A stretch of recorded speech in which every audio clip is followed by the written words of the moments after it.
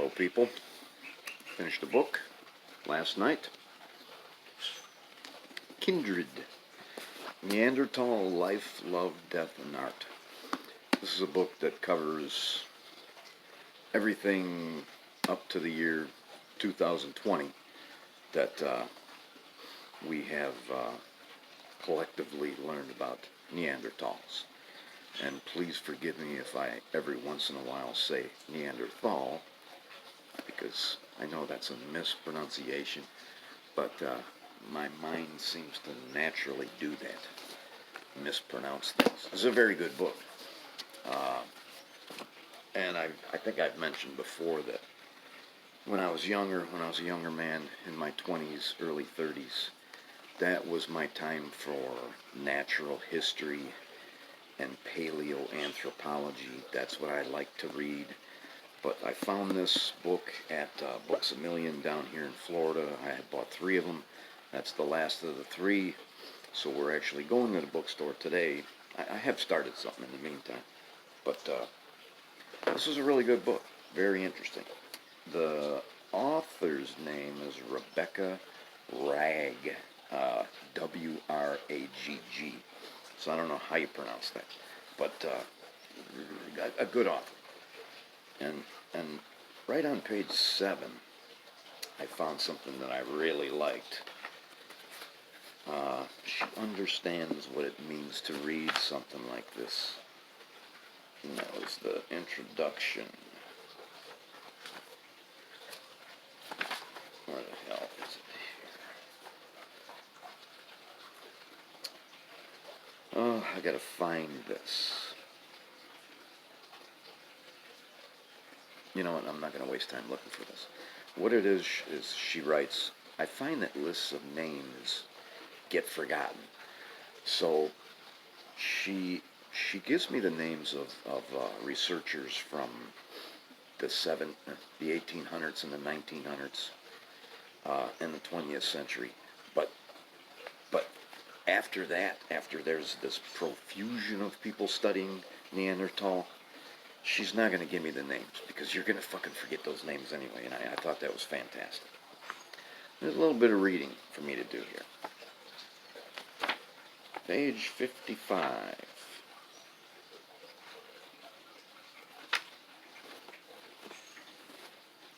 Third paragraph. Just talking about the morphology, like Anthropology 101. Next come the eyes. Just how did Neanderthals see the world? Their sockets were larger than any Homo sapiens past or present, and bigger eyes potentially mean more photo-absorbing retina and greater light sensitivity. Why would they need this?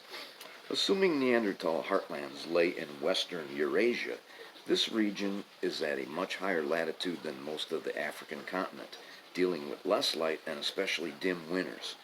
Northerly animals do tend to have bigger eyes, and on average, even people from higher latitudes have eyeballs up to 20% bigger than those from near the equator. Expanded eyes would require a larger visual system, and this area, housed in the distinctive occipital bun, is clearly bigger in Neanderthals. I wrote after that note, working in the sun, and while I'm working down here in Florida, there are times when I definitely wish that I had a big-ass brow ridge. My eyes, at the end of the day, I'm driving home and I'm fucking winking and blinking because I've had 9.5 hours of direct sunlight, and it's fucking horrible. My eyes were not built for Florida sun. Page 67. Also a third paragraph. There's also sex dissimilarity between upper and lower arm bones. LF2's biceps probably weren't as strong as the average Neanderthal man, or perhaps surprisingly even woman, from the range of Homo sapien populations, but her lower arm had a strength measure more extreme than any comparative group. This must reflect repeated particular actions, but intriguingly, in general, Neanderthal women don't display asymmetry between right and left arms like the men. Whatever they were doing with their lower arms, it mostly involved both hands. Double-handed hide working is a distinct possibility, potentially during a particular preparation phase, based on studies of some hunter-gatherer women. And it just reminded me of, I read 12 Years a Slave not too long ago, and there's a part where they're trying to get this guy to pick cotton, and they want you picking with both hands as you go down these aisles, and I couldn't do that. I'm not that coordinated. He couldn't do it either. Page 71, fourth paragraph, and I have to read the footnote there. 1, 2, 3, 4. Others suffered development conditions. Le Moustier, one, had an unerupted canine, and an unfortunate individual from Crapina had 2 malpositioned back teeth, one of which was impacted and probably very painful. Yet, like us, Neanderthals tried to be their own hygienists. Distinctive grooves show that some practice habitual tooth picking, especially on sore areas. Rates differ between sites, however, potentially indicating varying states of health, or perhaps even social traditions. The chances of archaeologists finding actual toothpicks seems infinitesimal, yet at El Cedron, a conifer wood fragment was embedded in calculus right next to a tooth with pick grooves. And the footnote is, experiments to accurately identify this type of wear involved spending hours picking teeth in 18th century jaws from a Madrid ossuary. I chew my fingernails, and I use the fingernail too. I run it between all my teeth. Just do it with my tongue. Probably a little too much information there. Bottom of 92, top of 93. Humans have always been drawn to the rock. They're talking about the rock at Gibraltar. Neolithic and Roman artifacts come from some of the 200-plus caves, though from the 18th century, use of this hulking mass of stone became more intense. Today, military fortifications jostle for space with a cable car and the nature reserve where macaques hassle tourists for snacks. But beneath all this, tunnels 10 times longer than the entire promontory honeycomb this limestone. Military digging began in the 1700s, eventually leading to the discovery of the Forbes skull, and much later the First World War stationing of Dorothy Garrod's mentor, prehistorian Henry Bruel, set in motion her finding of the Devil's Tower child.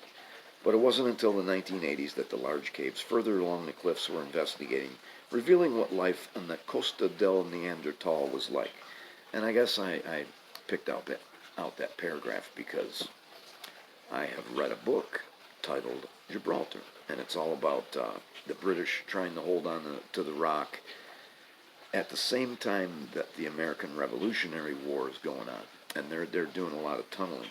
A fantastic book, that book. Misinformation continues to this day. I don't know when this was in the year 2000 or whatever. There was a special on television about Neanderthals, and I watched it. And they showed Neanderthals not being able to catch fish, and Homo sapiens showing them how to do it. And I don't know. They find fish scales all over the place, so obviously these guys were catching fish. Bears. These fuckers went up and became specialists at killing bears, cave bears, huge, 8-foot bears.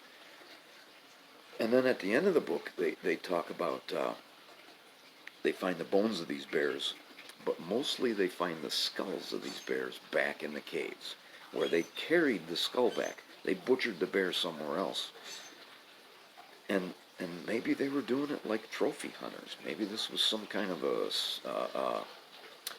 you get the biggest bear, you get the hottest Neanderthal babe. I don't know. Page 178, fourth paragraph.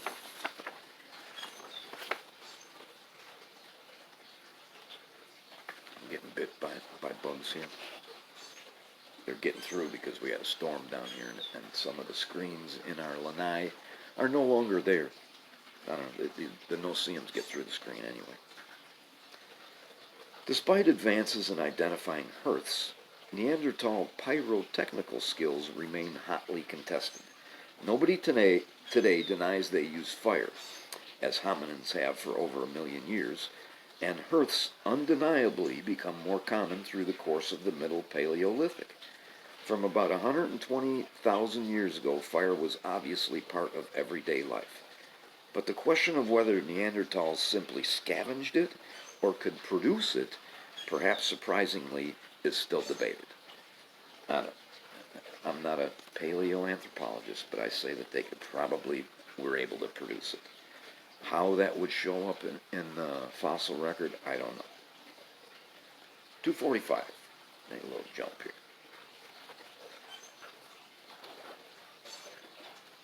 Taking everything on balance, it's very likely Neanderthals spoke in some form. But about what? Numerous animals call attention to things, and some primate vocalizing even contains contextual information, the type of predator and where it's located. But more subtle communication, such as describing things that already happened or have not yet come to pass, requires understanding of order and time. Certainly there's ample archaeological evidence that Neanderthals were organized in terms of who went where and when, so some level of discussion for collaborative activity is probable. They can look at the bones in the throat, they can look at the bones in the mouth, they can even look at the bones in the ears, and there isn't an appreciable difference between them and us. So they could hear the same things, they could make the same sounds. They were definitely speaking. 261, third paragraph. Whatever Neanderthals wore, whether pigment on skin, gleaming tanned leather, cozy furs, or threaded red shells, it was always about more than function. Placing things on bodies is a powerful way to express status and identity, and observable in plenty of animals.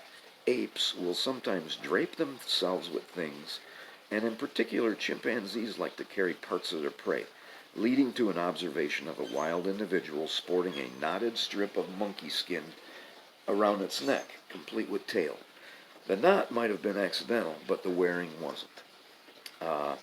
Not sure.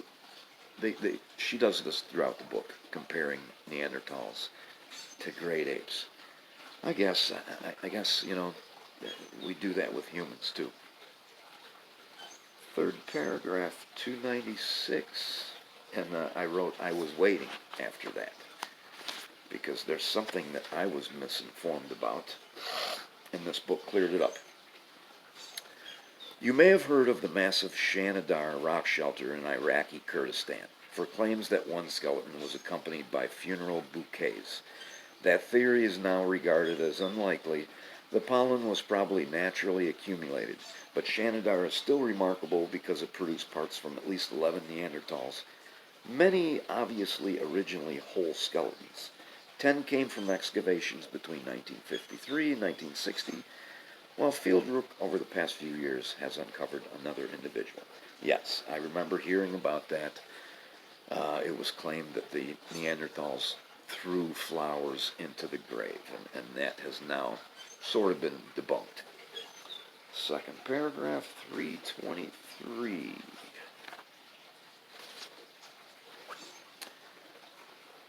In the absence of interbreeding, their DNA should have been equally dissimilar to that of everyone alive. But instead, people lacking sub-Saharan African heritage had significantly more matches to Neanderthals. The only reliable explanation was if some Homo sapiens had met and had children with Neanderthals after dispersing from the African continent.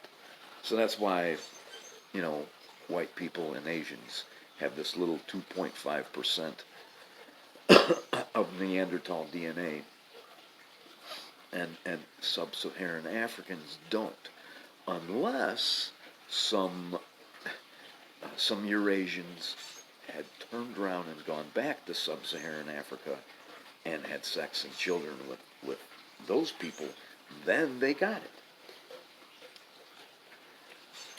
They go into great detail about this, about it happened not just once, but many times over a period of like 100,000 years.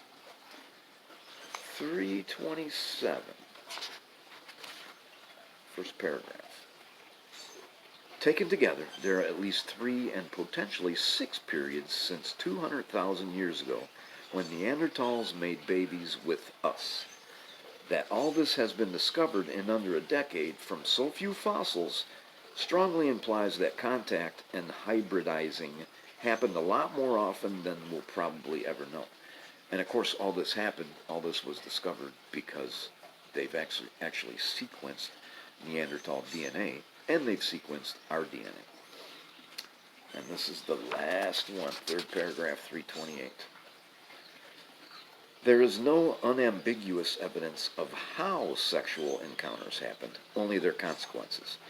Bearing in mind that the different phases of interbreeding happened over a vast range in time and place, there must have been many different dynamics. There are hints in the DNA that couplings might have involved more Neanderthal men with Homo sapien women than the reverse. But other explanations for the data are possible. Women kind of go for Neanderthal types. That's still happening today. But actually, it goes on to say that this may have happened because Neanderthal men forced themselves on Homo sapien women, and we'll never know. Thanks for watching.